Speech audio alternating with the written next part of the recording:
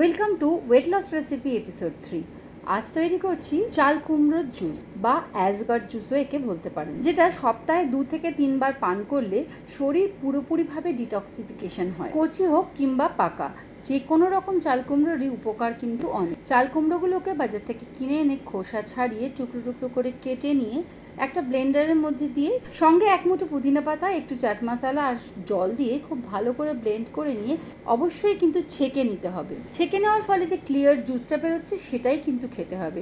এটা কিন্তু স্মুদি আকারে কোনোভাবেই খাওয়া যাবে না। তবে এই অ্যাসগার্ড জুস কিন্তু রেগুলার খাওয়া যাবে না, সপ্তাহে 2 থেকে 3 বার পান করতে হবে। বিশেষ করে যাদের হার্টের প্রবলেম, হাই ব্লাড প্রেশার কিংবা লিভারের প্রবলেম, বুকে ব্যথা, বুক ধড়ফড় করা, তাদের জন্য এটা কিন্তু উপযুক্ত প্রতিকার। এর মধ্যে রয়েছে প্রচুর পরিমাণে অ্যান্টিঅক্সিডেন্ট এবং এটা শরীরকে ঠান্ডা রাখে। শরীরে জ্বালা, কোষ্ঠকাঠিন্য বা পাইলসের জন্য ভীষণ উপকারী। এছাড়াও শরীরের ওজন কমাতে এটা বিশেষভাবে সাহায্য করে।